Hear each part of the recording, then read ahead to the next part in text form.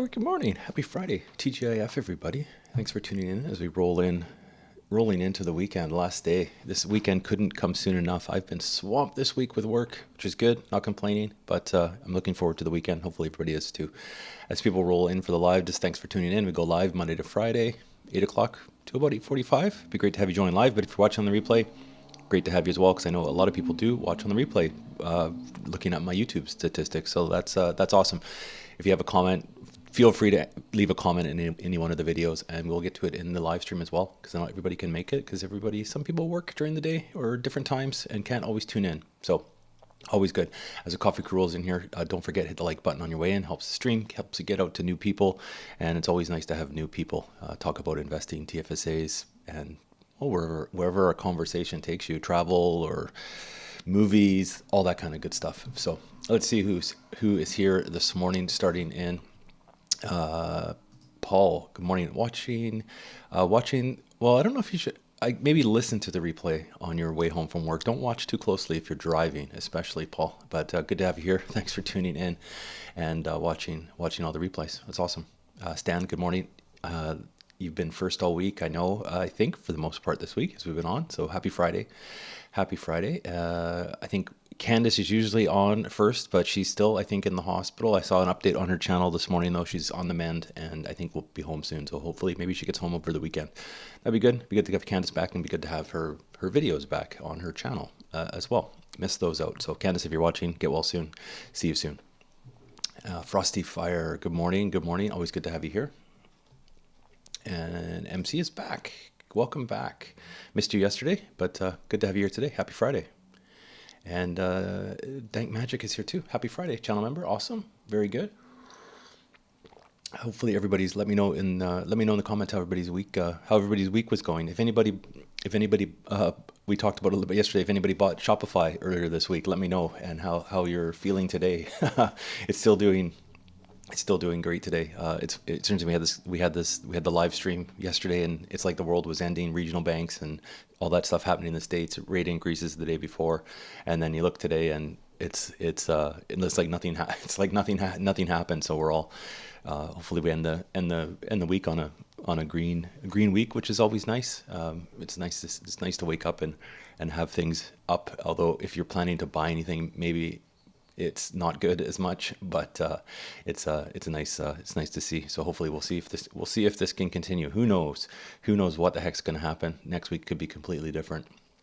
But in terms of me, I was my purchases are Mondays, so we'll have to wait and see. So nothing for me to do on the portfolio today other than just look at it and see what happens. So that's all good. And Rod, good morning. Yeah, it is nice to see a little bit of greens. I saw there's been Shopify yesterday, Shopify today doing well as well. Some of these Canadian companies, which is good. And I saw an article as well, Rod, this morning on Air Canada. So they've kind of upped their guidance, I guess, for the next year. We've talked about it, travel quite a bit on the last little bit. I know a lot of people that I know have been traveling. I know MC was on vacation. A lot of people are away and doing that kind of stuff. So guess that's kind of bouncing back, and Air Canada doing quite well today as well. So don't own any Air Canada in the portfolio, but it's looking decent today. So some green for everybody. Everybody will be in a good mood today as long as this carries up.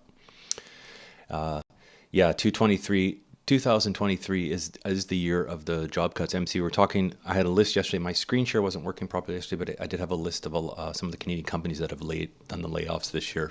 And we'll probably see more. We're definitely not out of the woods in that respect, for sure.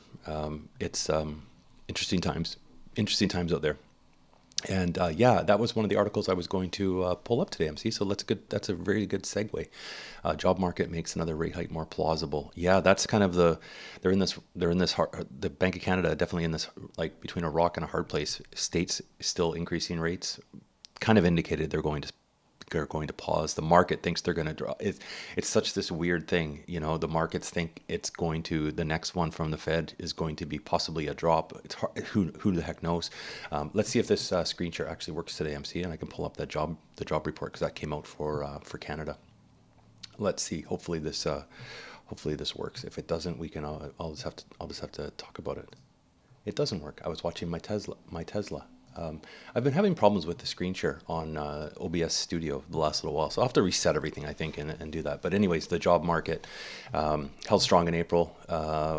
They've added 41,000 jobs were added in the month of April, and more than double the 20,000 gain predicted by economists.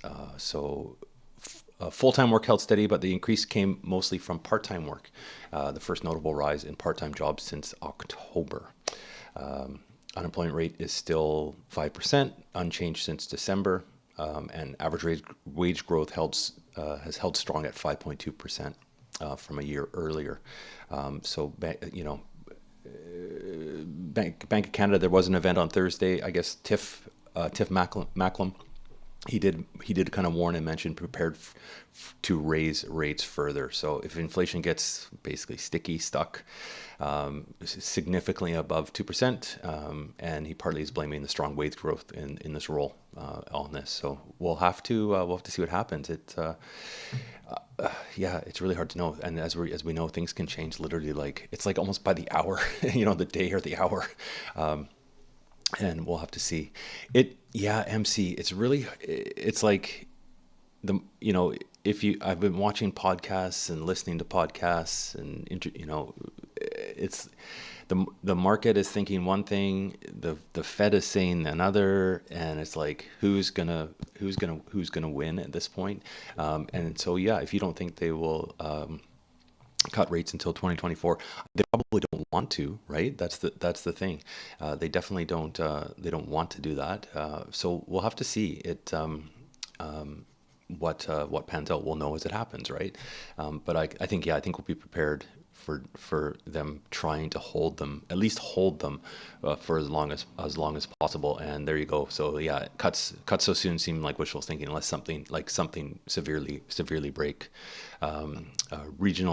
A couple of regional banks going under. I'll read the rest of your comments because it is cut off. A couple of the regional banks going under is nothing much, but could be the start of something. Nothing all too concerning at this point. Yeah, it's really that's what's going to happen. It's they say the banks are strong, so that's one thing, whether you believe that or not. But I think looking at the market with some of the regional banks today, the shares are back up. So much volatility in there, that's for sure.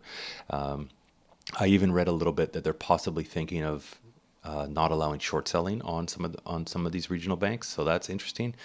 Saying a lot of this is caused by short sellers. Hard to know. That also happened, I guess, back in 2008. I wasn't really paying as much attention to the market back then, but I think that was something that came up as well at the time, just before everything kind of hit the fan. So I don't know. I guess long term, not too. You just want to try and not be too concerned and just think long term. That's kind of what I'm still doing with my portfolio. I'm not changing anything up and that kind of thing. Just going to keep with the status quo. Do the weekly buy, and try not to try not to be too smart on anything, and just carry on that way. So we'll have to see. Hopefully it's if they do, hopefully they there's not too many more increases, because that always hurts. But we'll have to see kind of how it kind of goes. So do you think that they'll pause for longer than people expect, then cut in 2024 if inflation comes down? And they still did mention that bringing down inflation, that they're still. The Fed is definitely keeps reinforcing that statement, right? That's his goal, is to bring that down. So we'll have to see. It just takes time to trickle through the system, right? All these, the rate increases were fast, and in the States, it's higher. They raised it twice since Canada's paused, but. In Canada too, I think the big thing partly too was in regards to mortgages for people, right? That's the big thing. The variable rate mortgages are definitely, I believe, I don't know the statistics in the States for them, but I think less common in the States. So that's one thing. And it just takes time for it to roll through the system. It's for people that are renewing their mortgages, even on with not just variable rates, but anybody that's renewing a mortgage is in for definitely a bit of a shock when it comes time, when compared to their rate before. That's for sure. I mean, there's people that are sitting on, and this won't even necessarily hit this year. We're looking into like 2024, 2025, when those ones start to roll over, because a lot of people have interest rates on their fixed rate mortgages that are like under 2%. I mean, there was times when mortgage rates were 1.99, 1.89%. Literally, look at it now, like free money, and your rates renewing are going to be substantially higher. So yeah, interesting times. Well, I think we're in for an interesting, probably next little while. I think at least a few years. I mean, I don't know. Is it going to be a decade of possibly high volatile inflation? I don't know. We'll have to we'll know as we go through it. It's you can just kind of you just have to kind of roll with it. And that's the thing. Yeah, you just have people, you want it to go. That's the big thing. We talk about patience and our investing, and you want it to happen so quickly. And I think that's the whole, I don't know what's made that happen. It's the amount of information we can receive now so quickly. It's how we have, our investments available, on our phone in literally real time now. And it's, you always want kind of things to move faster, but but everything does. It's like a locomotive. It just kind of goes along and slow and steady, like a ship. So, it's that's the hard part. You got to be patient. You see these things like, and you see these companies shares like Shopify, perfect example, like up crazy yesterday.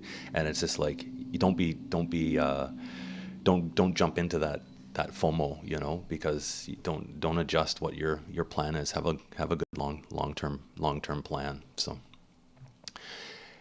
and people have been recession people, but there's MC. This is the thing. I mean, you can get sucked into the doom and gloom of that, and because people have been always like to predict the end of the war, the end of everything, and it's happening, and it's kind of like it's eventually. It's like, what is it? What's that saying about, like, a clock is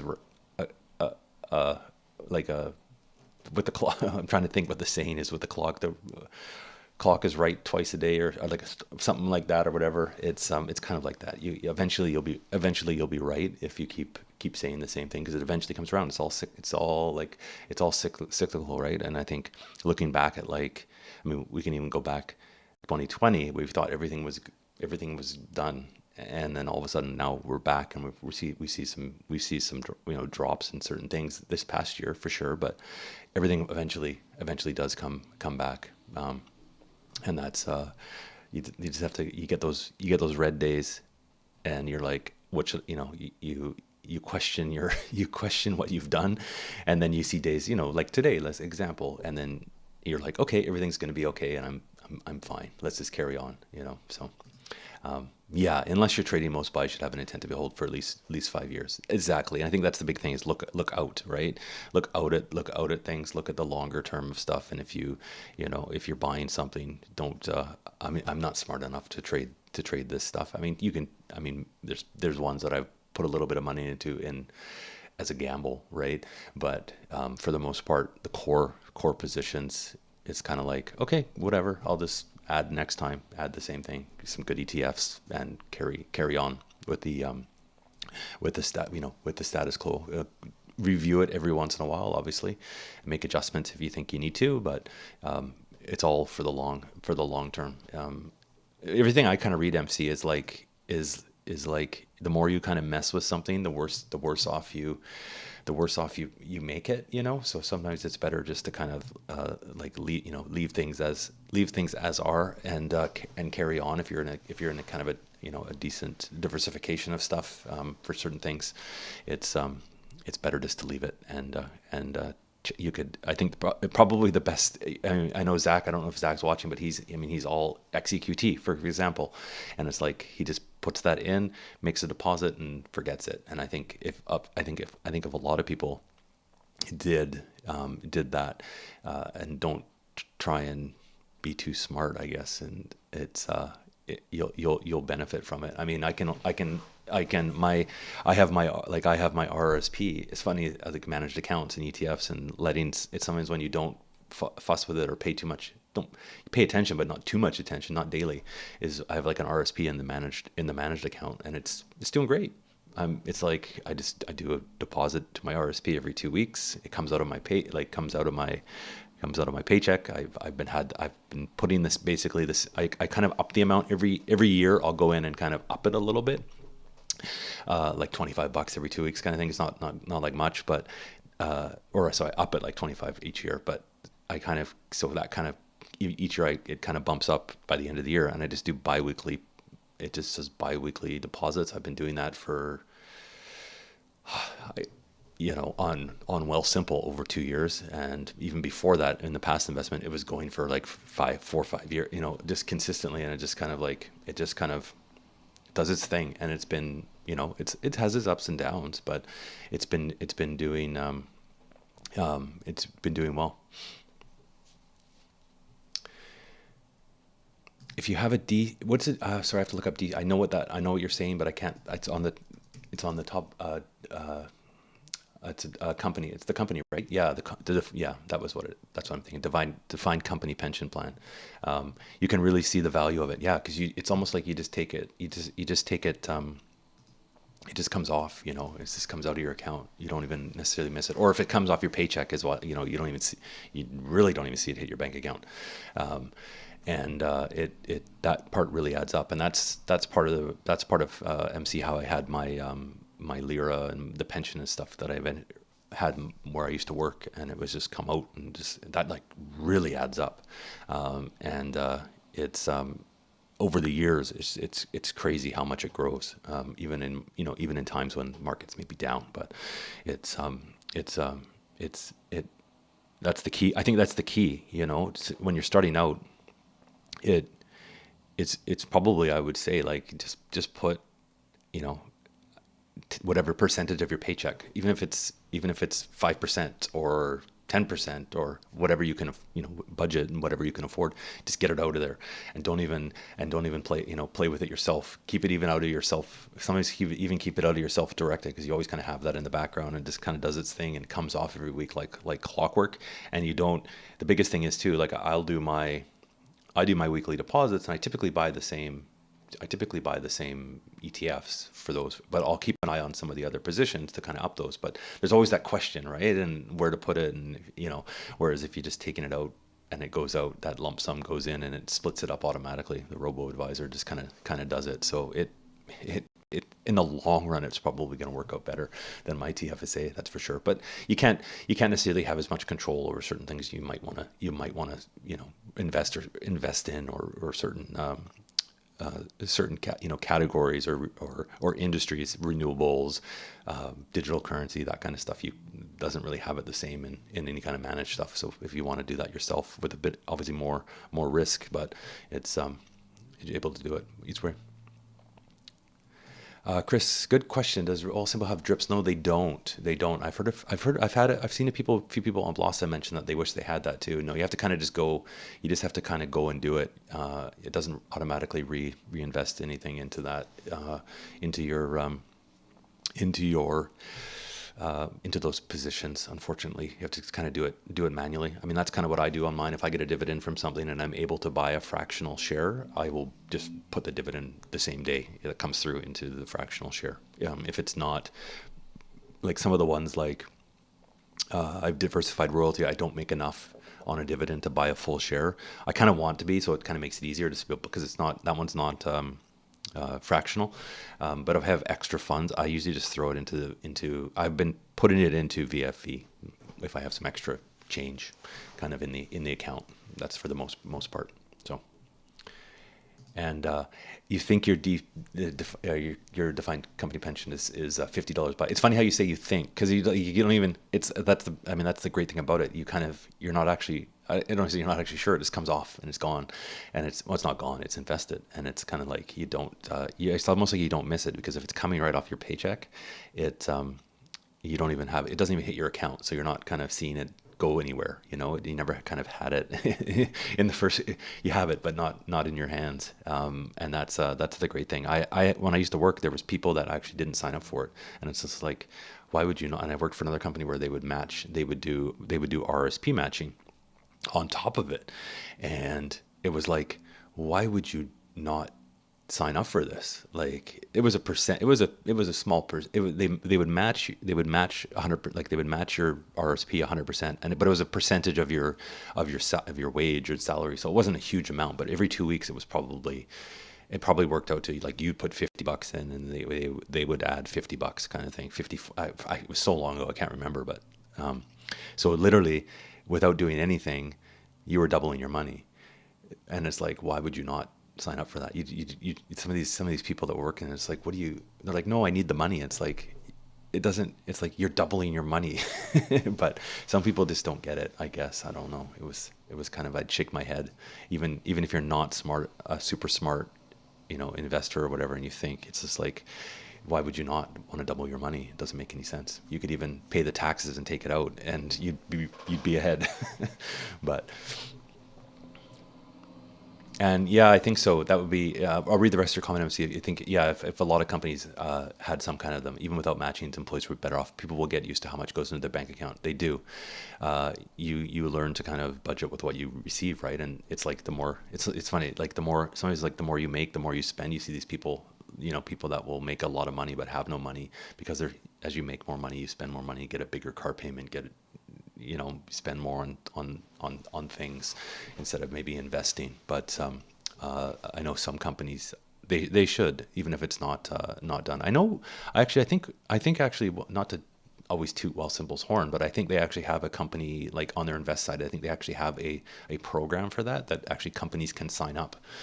They used to, anyways. I remember getting an email about that and seeing it. And if you like, a company can register as and use them as that program for employees to invest that way, which was kind of I think would be awesome. I mean, if my company doesn't have that, but if mine did, I would do it. I would just have it come off my paycheck. Then it's done. Everything. The more you can, the more you can keep it automatic. It's easier. Automation. There you go. Yeah, but it's getting it set up right. So if the company doesn't do it for them, it would be valuable, because a lot of people just don't know, right? And don't. I mean, I'm still amazed the people that don't know you can have a investment account in your TFSA. A lot of people don't know that still. So yeah, just a lot of people don't. I think a lot of people just don't know how easy it is to have something like. I mean, let's just pick on Wealthsimple, but something that's that easy, even on the managed sides that they do, the fees are really reasonable compared to a lot of other investment companies, and it's super simple. And you can even have it set up. I know with the cash thing now, you can have your paychecks go in there, and you can have it actually take it out right away as well to invest. So they're getting there. It's just a matter of sometimes when it happens right off your paycheck without hitting your account would be better for people. But yeah, that's the thing. So if you're only doing it if you're reinvesting your dividends, like say you have a couple bucks, they're not going to charge you, which is good. So it does make things easy. Obviously, if it's US, you're going to get charged US stuff. But if you don't have the plus, but I don't have any US stuff in my I don't have a US in my TFSA.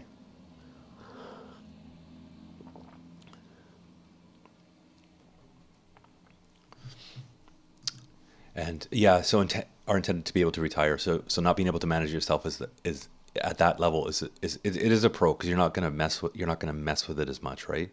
It's going to go in there. It's going to consistently go in there.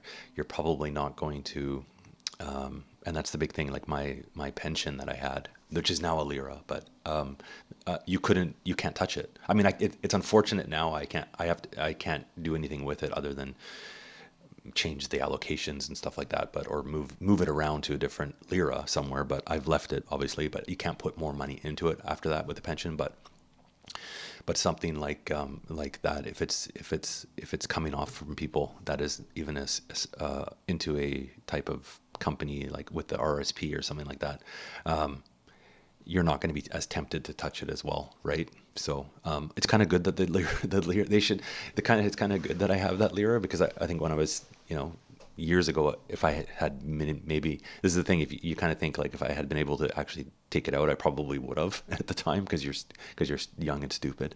But I know better. I know better now. So. So Chris. So Chris is with a company that doesn't have a pension. Yeah, I mean a lot of people don't, right? That's the thing.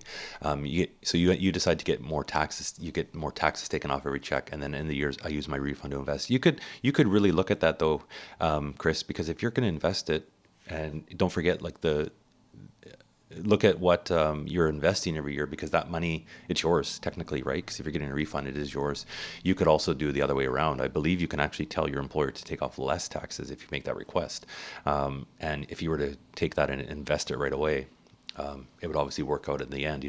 Accountant would be the best person to talk that about, or a financial person to figure out, to make sure you're paying enough taxes. Obviously, government likes to get their cut, but you could also look at that and adjust your taxes, because if it's going into your RSP, it's tax deductible, right? So kind of the same way, but then you get that year of investing as well behind, instead of having to wait for the tax refund, but because it's your money and they don't pay interest on the refund. So. But either way, it's better than nothing, right? I guess that's the best way to say it. So, like you said, instead of buying a flat screen TV, it's funny. I'll look at things. I kind of live like that. I look at things. I mean, I have a TV. My mom gave me her old TV. So, but even little like weekly kind of things, like, sometimes you're lazy, you don't want to make dinner, and it's like, oh, let's just order pizza, and then you kind of go, okay, I could actually put a bit of effort in and actually make something at home, and I'll save myself $25-30 more buying a pizza, and I'll put that $25 into my savings, that kind of thing. I do that quite often, actually. If I think about it, I'll kind of, you get lazy and you're like, I'll just go pick up something to eat, and I go, no, you know what, I'll just transfer that money instead into my savings, $25, and then I'll make something here. And because my cupboards have food, it's just, sometimes you just get lazy. So it's those little things to look at. Or you look at, like you said, flat screen TV. Do we really need a new one? You're like, no, okay, I'm going to put that same amount of money into an investment.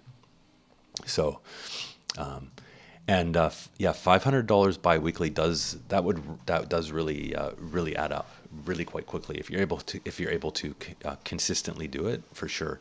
I mean, it depends on everybody. Obviously, has their own. Everybody's salary, everybody's wages are different and salaries are different and budgets are different. But if you can do anything, I mean, look at even if you were to do. Even if you were to do $100 biweekly, 26. You'd have $2,600 at the end of the year, just ready, in your investment going through. So that really adds up after a year, and you start to kind of really see that after. I mean, it's like in my portfolio, I see at MC, it's like it kind of hits that 2-year mark, and it starts to really show that it's paid off by doing these things. So you put your pension into a 100% equity target date fund, similar to VEQT, XEQT. Okay, good call. Yeah.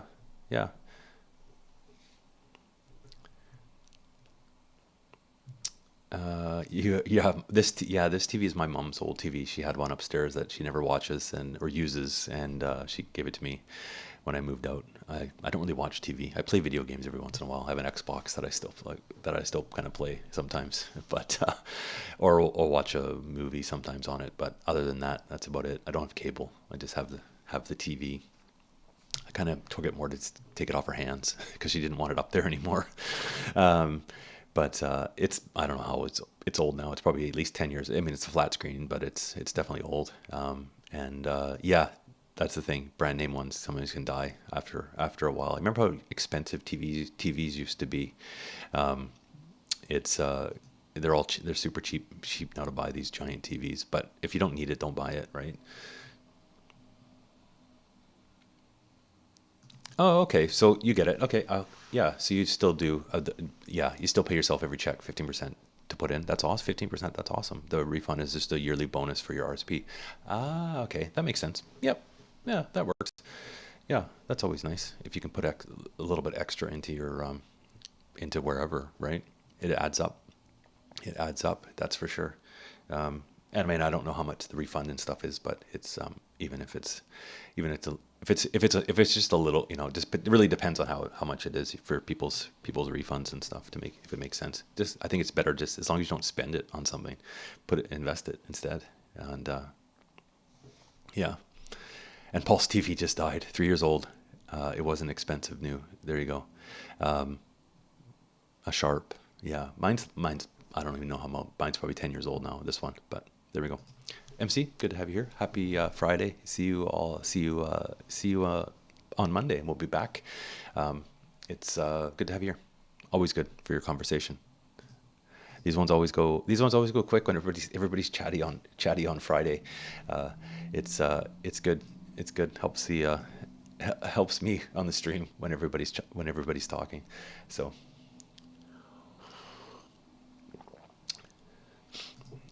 I actually have, speaking of that, Chris, putting every check coming out. I know that Wealthsimple has that one now, and I've actually switched a part of my I have because I'm commissioned. I get different payrolls. It's confusing, but it's the same company, but there's different. It's from different sub franchises within the company, I guess would be the best way to describe it. So I have two. Technically two different payers. So I've switched one to go into my Wealthsimple, and from that they have they have the save, it's not the save, it's their cash account.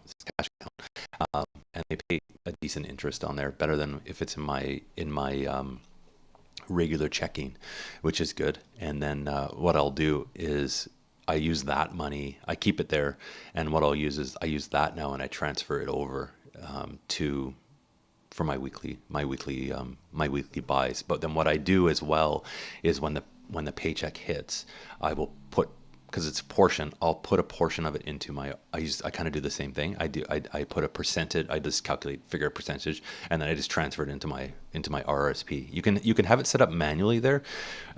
But the thing I wish that Wealthsimple had in their cash account, you can set it up to auto invest like a dollar amount when your paycheck comes in. It's like 10. You can do a custom amount, $10, $50, $100, that kind of thing.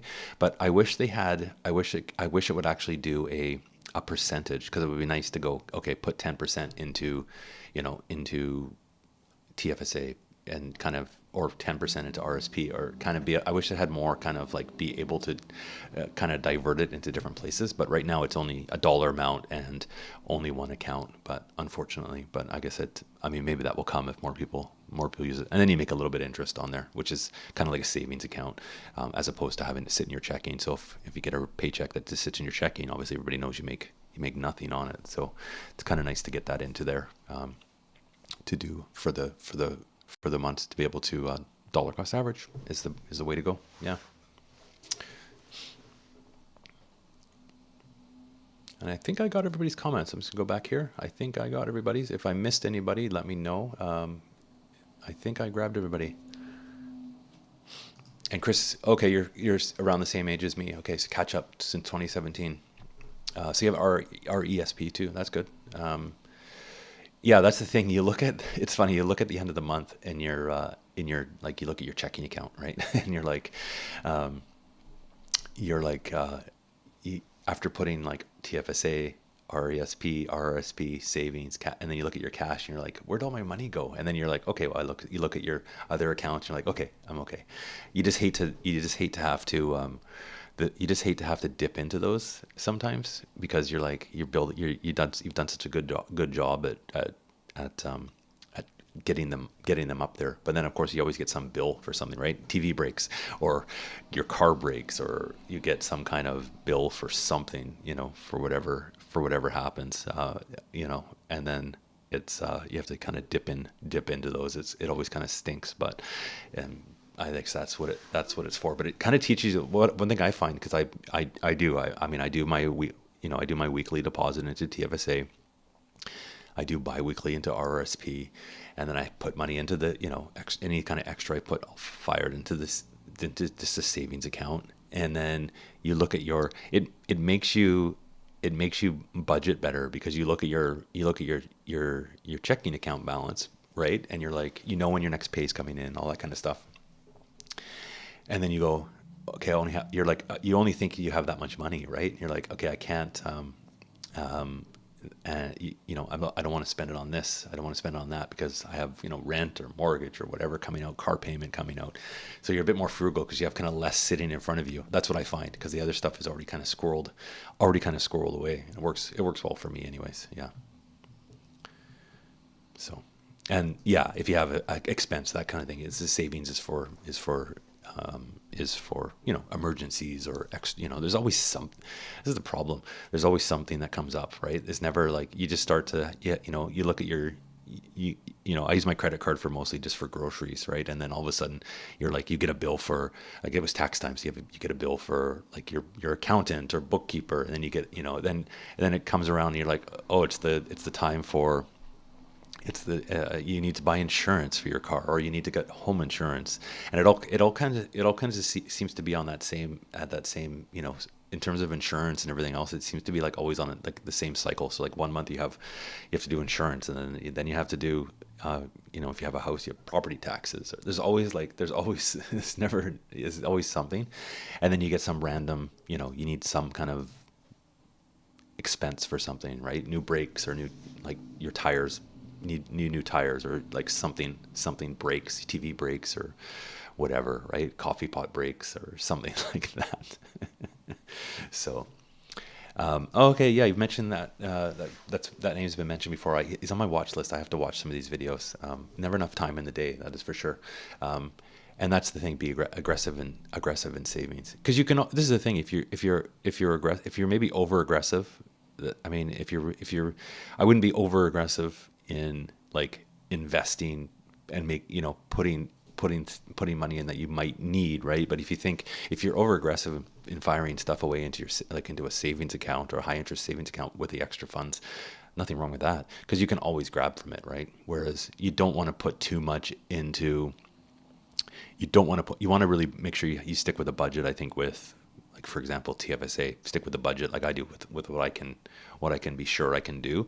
Because if you put too much in, and then all of a sudden you have an expense, or you need to tap into that, it's unfortunate, especially if it's down in cost and that kind of thing. So it's easier to kind of be a bit more, have both, right? To be able to pull from something that's not gonna take too much of a hit if it's down or whatever, right? Because it takes long, it takes a while to get that bump back up, because it's like your dollar cost averaging. Say I'm putting in $100 a week, and all of a sudden if I have to pull out $1,000, that's 10. That takes me 10 weeks to catch up. So it just you just have to be just be diligent with where you put your money, I guess, and that kind of thing. So, but it's good to do it. And I wish like you said, you're playing catch up from 2017. I wish I got smarter earlier too, because you start to see it like after you probably if you started Chris playing catch up in 2017, it was probably around 2019 you started to see the returns of that, and obviously 2020 was a whole other story. But you start to see that growth. Yeah. And I have to. I have to, for reasons you might have to, right? But it always hurts, and it teaches you.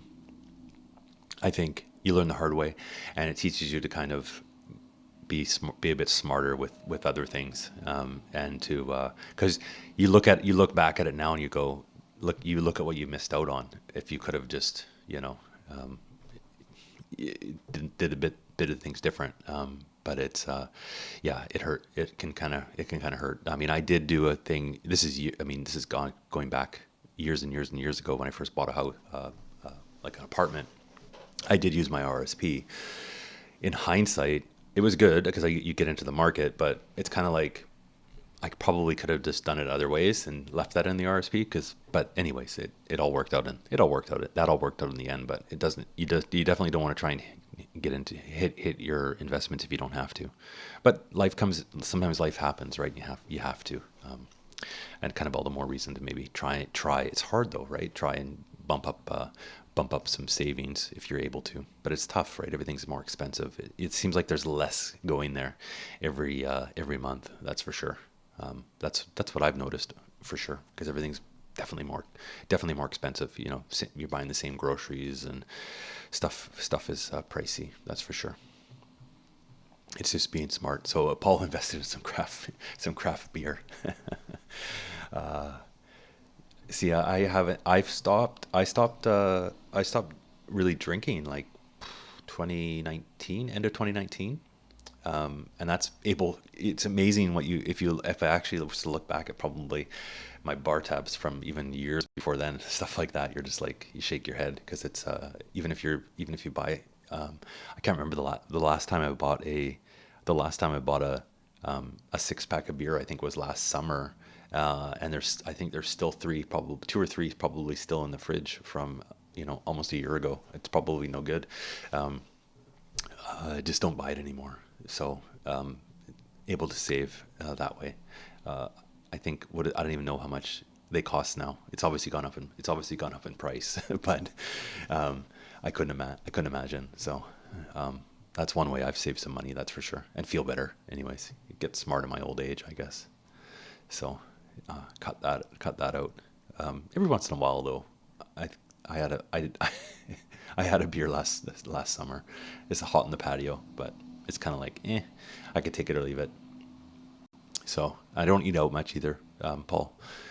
Very, very rarely, because I always look at it the way as like, because I used to be a chef, so I can cook it at home. Usually make things as good or better at home, and it costs me a fraction of the cost, and I enjoy it cooking, for the most part, and I don't enjoy going to necessarily a restaurant and getting that bill at the end of the day, especially if sometimes you go for somewhere and it's kind of a mediocre meal, and you look at the bill and you're like, this is crazy. I could just do this at home, have a better meal, have have maybe friends over, that kind of thing. Do it that way instead. But that's okay. I know people like to go out. I did too when I was younger. I should have had I started investing then and spent half the amount out that then and put the rest into my RSP or something, I'd probably be retired. I wouldn't be retired, but I'd probably be a lot better off. All good. All right. Well, there we go, everybody. Coming up to 1:45. This has been a good one. It's always fun to have these streams. So they always kind of go in a good direction. Good to talk to the crew. Coming up on the channel, I'll do an update over the weekend.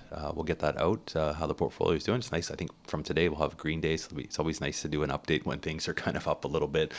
Makes things a little bit more fun to do. So I will share that on the channel. In terms of, there was that poll that I did for investing the YouTube earnings as they come in. I have to get $100 so all your views, ads, memberships, everything goes towards this, and you do need to get $100 before YouTube pays you out. So I'm kind of at that mark. I think by next month I'll be over that. So that's awesome. So I'll be putting that into Fortis, splitting it 50-50. Fortis and Google will do kind of a YouTube challenge. So I have a video kind of planned for that. I'll get that up, kind of talk about what I'm doing, why I'm doing it, that kind of thing, and how everybody's views and everything helps out the channel and puts a little bit into my TFSA. It'll be kind of fun. So kind of watch that, see how it does. That will carry on won't necessarily be every month, but what I'll do is once I get that first initial deposit done, I'll kind of reconcile everything from the revenue from YouTube, and every month what I'll do is I'll kind of just budget and just put that in as it kind of rolls over. But I wanted to start off with $100 to kind of make it worthwhile to doing. So I'll split it 50-50, and then put it in those two. And then each month going forward, what I'll do is I'll share for the channel members that are on the channel. I'll do a video for them to watch, and they can see I'll kind of share the earnings, what's kind of happening in the channel from the back end, so they can kind of see, and then we'll do the deposit and see how that goes. We'll do that for a year, see what happens. Always fun. These kind of challenges are kind of fun. Make it, I guess, try and make it a bit fun to invest and see where it goes. Because that money, again, money would, if it just went to your bank account, it would probably be gone. So it's not very much, but every little bit will kind of add up over, let's say, in 10 years. The goal is still to get the TFSA up to $100,000 kind of on this channel. So we're getting there. It's close to 20,000. So it's getting there. Still got a few more years, that's for sure, at least, but slowly but surely, and with everybody's support, it's definitely appreciated. So there we go. TGIF, everybody. Thanks for tuning in. I will catch you all on Monday. Hopefully everybody has a good weekend here. It looks like it's raining outside today, so it's kind of going to be a lousy weekend, but hopefully, I'm just going to relax this weekend. Hopefully you can relax too, and we'll see you all in the next one on